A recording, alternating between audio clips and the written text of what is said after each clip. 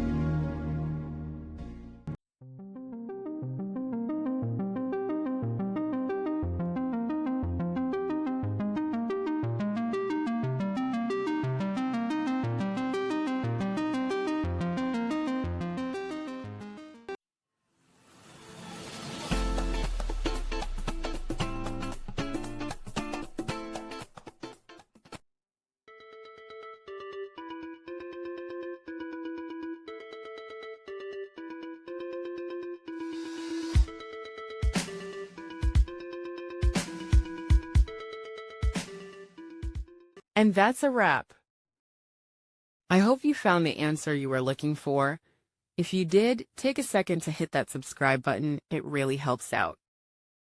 And let me know in the comments which solution worked best for you. See you next time in the debug zone.